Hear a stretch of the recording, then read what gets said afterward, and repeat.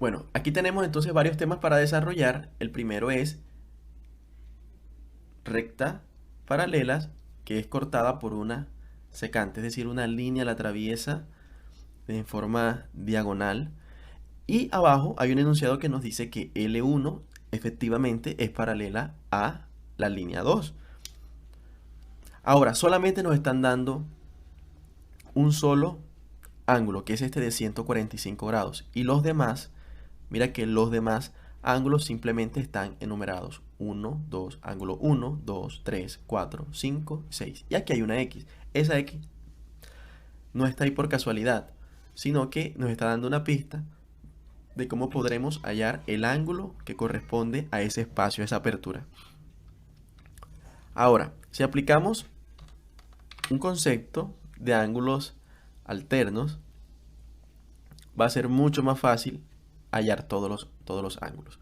Antes, vamos a recordar que si aquí tengo 145 y yo prolongo esto para formar un círculo, o bueno, más o menos, estaría teniendo 360 grados. ¿Listo? 360 grados. O sea que todo el círculo mide todos sus ángulos, toda la medida de ese ángulo que formaría el círculo tendría 360 grados. Ahora,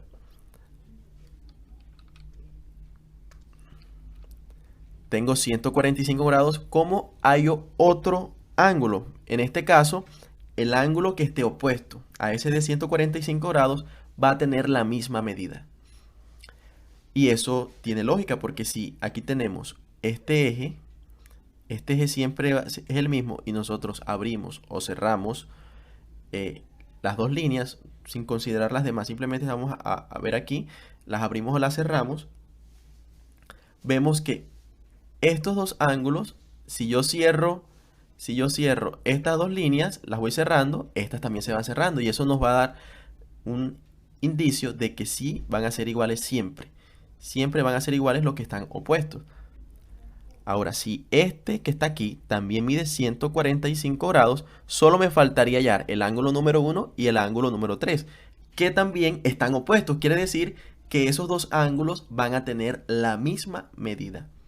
Ahora sumo 145 grados más 145 grados. Esto para saber cuánto ya he hallado de esa circunferencia total de 360 grados. Vamos a ver cuánto ya he hallado. Tenemos 145 más 145, eso da 290 grados. Pero recordemos que todo el círculo mide 360 grados. Entonces vamos a restarle esos 290 grados a 360 y nos da un valor de 70 grados. Esos 70 grados son los otros ángulos, el valor de la suma de los otros ángulos que no conocemos. En este caso, los que no conocemos son ángulo número 1 y ángulo número 3. Listo. Ahora, como ángulo 1 y ángulo 3 teóricamente nos dice que miden lo mismo porque están opuestos. Ojo, están opuestos, cada uno mide lo mismo y la suma de los dos es 70 grados porque es lo que nos hace falta de la circunferencia que tuvimos en cuenta, consideramos desde un principio. Ahora, 70 debemos entonces dividirlo entre 2 porque ambos ángulos son iguales. Entonces si lo dividimos entre 2 obtendremos el valor correspondiente a cada uno de ellos. Vamos a hacerlo con rojo. Tenemos 70 grados dividido entre dos ángulos. Eso va a ser igual a 35 grados. O sea, cada uno de estos ángulos mide 35 grados. 35 y 35 grados. Listo. Para verificar que todo está bien, 145, le sumo 35, 180, 145 y 35 de aquí abajo, 180 y 180 más 180, 360. Efectivamente, la suma de todos debe dar 360 grados, completando la circunferencia. Ya tenemos hallado todos esos ángulos. Ahora, recordemos que esta X estaba aquí con un propósito, nos da una pista, ¿cierto? La medida de aquí, vamos a resaltarlo, la medida de este valor que está aquí, de este ángulo, es la misma que va a estar aquí. Ahora, vamos a colocar entonces ese valor de 145 grados. Ahora, ángulos opuestos. Quiere decir que el ángulo número 4 también va a tener un valor de 145 grados.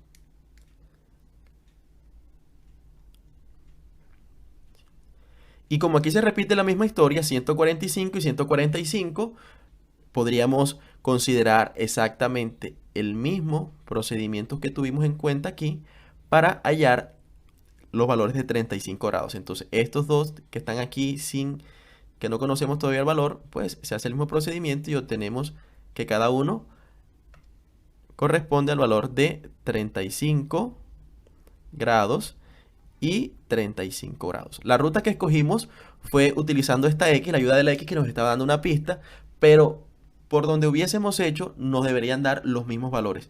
Si este valor de acá, de 35, lo hubiésemos tenido en cuenta, podríamos decir que era igual que este, y así poder resolver todo lo demás. Pero esta es la forma más rápida, teniendo en cuenta que nos dan esa X como una pista para poder hallar los demás. Vamos con el siguiente ejercicio. Vamos con el siguiente ejercicio de propiedad de los triángulos y debemos calcular los valores de los ángulos X, Y, Z. X, Y, Z. Bueno, en el caso de Z nos damos cuenta que está por fuera del triángulo, pero vamos a tener en cuenta las mismas consideraciones. En el caso de X, vamos primero vamos a hacerlo en orden alfabético, ya que el resultado de uno no va a depender del otro. Vamos a hallar primero X. Vamos a hallar primero X para conocer entonces este valor y así poder hallar en el caso de Y, porque analizando a simple vista nos damos cuenta que Y no tiene ninguna otra pista. En cambio, X y Z sí tienen una pista de la cual podemos iniciar. Mira aquí, en el caso de X está conformado por dos líneas. No dice el nombre de las líneas, pero bueno, vamos a considerar que está formado por esta línea que está aquí y también por esta línea que está aquí. Solamente tenemos en cuenta esa consideración. Está formado por dos líneas y la primera línea que marcamos tiene una prolongación, pero no es una prolongación real, simplemente colocaron una línea punteada para que supiéramos que es una prolongación de esa línea.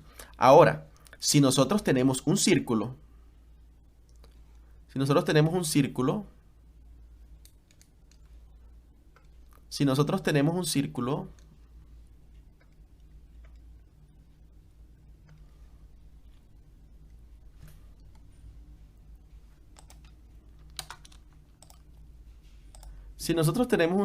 vamos a hacer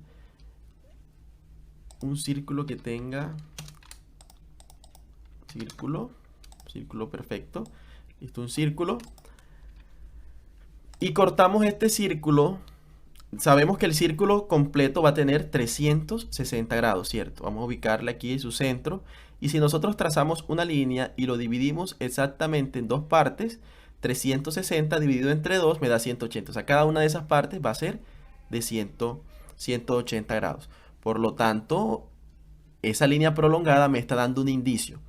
Me está dando un indicio claro de cómo podré hallar entonces el valor de X. Miren, aquí tenemos, si tenemos un círculo, serían 360 grados. Pero solamente me está contemplando medio círculo. O sea que la suma de este ángulo que está aquí más este me debe dar 180 grados. Sabiendo eso, yo digo X es igual a 65 grados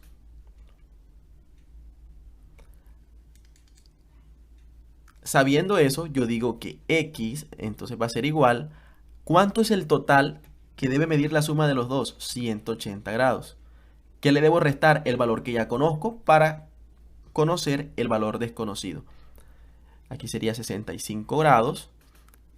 Por lo tanto, X va a tener un valor de 180 menos 65 grados. Eso es igual a 115 grados. Ahí está, valor de 115 grados. Ya sé entonces que este espacio que está aquí, interno al triángulo, mide 15 grados. Ahora, hay una propiedad de los triángulos, hay algo que es único de los triángulos, que es la sumatoria interna de cualquier triángulo debe ser de 180 grados.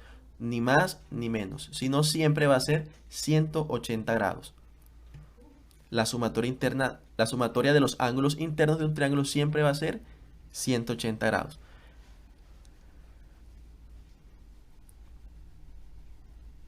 Vamos a hallar el valor de y. Entonces, con esa consideración, tenemos entonces todo debe sumar 180 grados.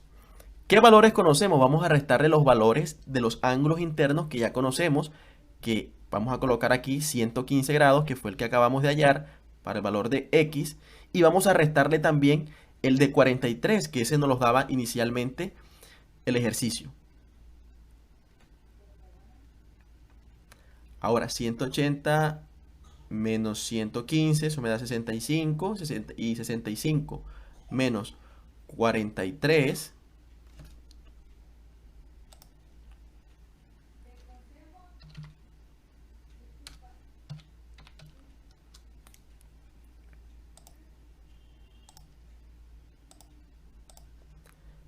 y 65 menos 43 me da un resultado de 22 grados. ¿Listo? 22 grados. O sea que el valor de y va a ser de 22 grados. Listo, ya tenemos entonces el valor de x y el valor de y. Ahora, ¿cómo hacemos el valor de z? Igual como hicimos con el valor de x. Hay una línea punteada que es como si fuera una prolongación. Me está diciendo que todo este espacio que está aquí debe medir 180. Entonces yo digo 180 grados. Debo restarle ¿cuánto? El valor que ya conozco, que es 43 grados, que casualmente está dentro del triángulo, pero es algo que, pues que no importa, porque en este caso z es un ángulo que está por fuera. 180 grados menos 43.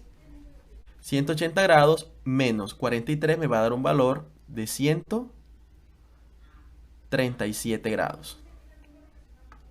Ahora, este valor de 137 grados correspondería al valor de z. Entonces vamos a referirlo aquí. Este sería para y este sería para z. Ahí están los ángulos. Ahí están los ángulos que nos pedían hallar. Y esta es la forma, el análisis que nosotros hacemos para hallarlos.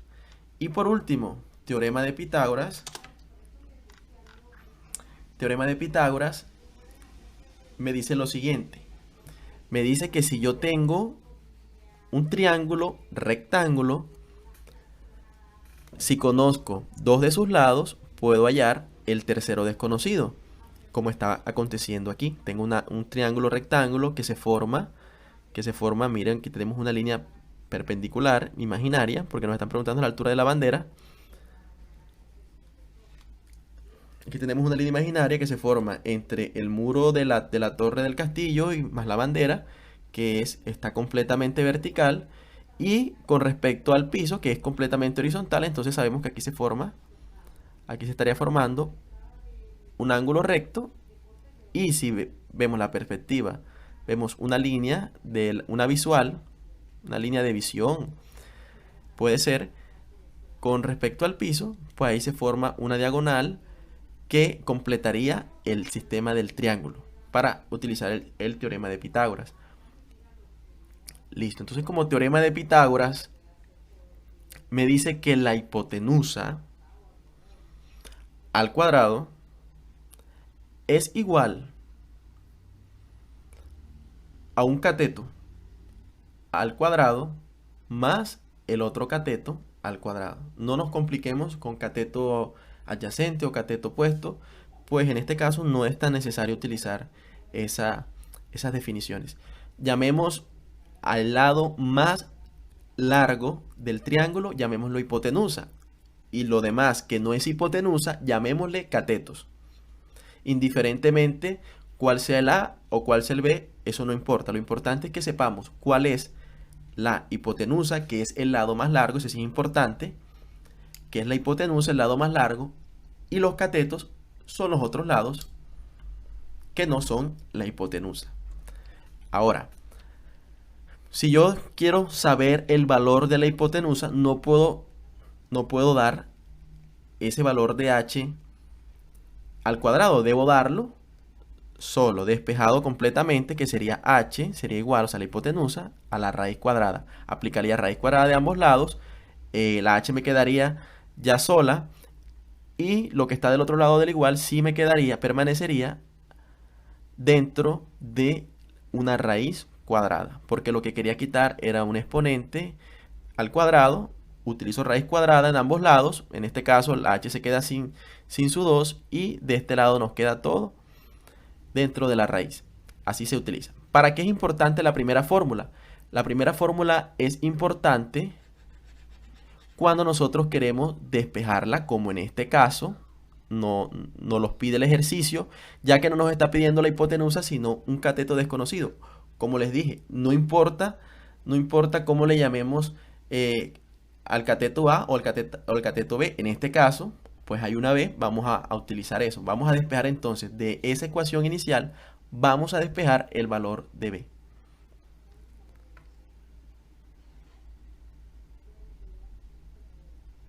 Vamos a despejar el valor de B. Entonces, esta B debe quedar sola. Ahora, esta A entonces está en el lugar equivocado. Vamos a pasarla para el otro lado. Nos quedaría la hipotenusa al cuadrado. Está sumando esa A. Va a pasar a restar A al cuadrado. Eso es igual a B al cuadrado. Vamos a mover los términos para que nos quede la incógnita, el valor que vamos a hallar, que nos quede del lado izquierdo. Movemos los términos sin afectar los signos, porque lo que estamos haciendo es un cambio, entonces no va a afectar la igualdad si los movemos todos al tiempo. Aquí me va a quedar hipotenusa al cuadrado menos uno de los catetos al cuadrado. Ahora, yo necesito saber el valor de B solo, no B al cuadrado. Por eso aplico raíz cuadrada de este lado y raíz cuadrada de este lado para no alterar la ecuación. Y el exponente 2 se cancela con el índice 2, aunque no esté escrito, ahí hay un 2. Recordemos el tema de la radicación, cuando no tiene exponente, ahí va un 2. 2 se cancela con el 2 porque son operaciones inversas y me queda solamente la B. B es igual a raíz cuadrada de la hipotenusa al cuadrado menos uno de los catetos al cuadrado. Vemos que la hipotenusa de este triángulo sería esa diagonal, sería el lado más largo, por lo tanto se llamaría hipotenusa.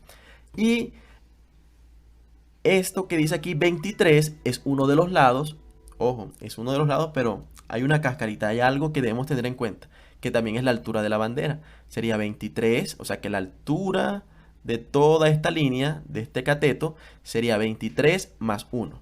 Entonces vamos a llamar aquí la letra A igual a 23 metros más 1 metro de la bandera.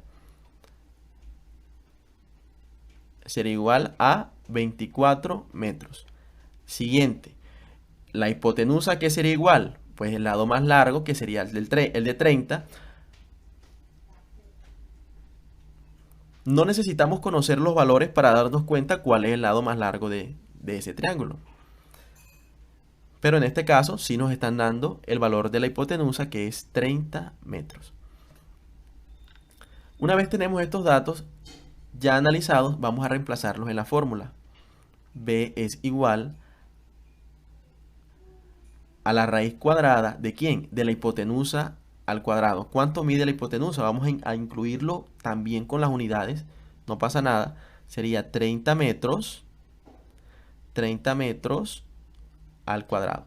En esta parte sí debemos tener cuidado, ya que si no identificamos bien cuál es la hipotenusa, podremos colocarla después, y dentro de la raíz, recordemos, no pueden dar valores. Dentro de las raíces pares, en este caso raíz cuadrada, no puede dar valores negativos. No puede dar valores negativos.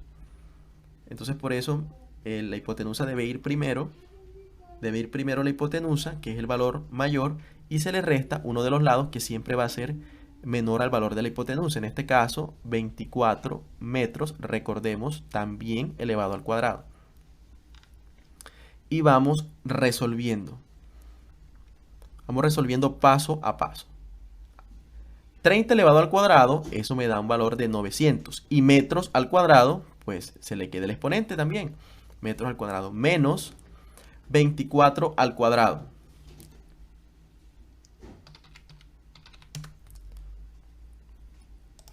$24 al cuadrado da un valor de 576 metros al cuadrado.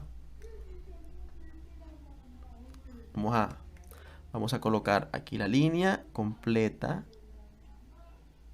Y al final hacemos como una pestañita aquí, para decir que solamente estos valores están en la raíz. Muy útil cuando estamos trabajando más términos. Hacemos la resta. Decimos que B es igual 900 menos 576, eso da 324. ¿324 qué es? Si tenemos metros cuadrados y metros cuadrados, pues las unidades van a ser las mismas. Y todo esto sigue estando en una raíz cuadrada. Ahora sí vamos a aplicar el concepto de raíz cuadrada. ¿Qué número multiplicado por sí mismo me da 324? 18. Pero la raíz cuadrada se aplica tanto al número como a la letra. En este caso, que corresponde a las unidades de metros, se aplicaría algo así. 324 por raíz cuadrada de m al cuadrado. Raíz cuadrada de 324, dijimos que era 18. Y en este caso tenemos una letra elevada al cuadrado. Se cancela esta con este. Y nos queda entonces que sería 18 metros. Es decir, el valor de B corresponde a 18 metros. Calcular el valor de B sería igual entonces a 18 metros. Y así terminamos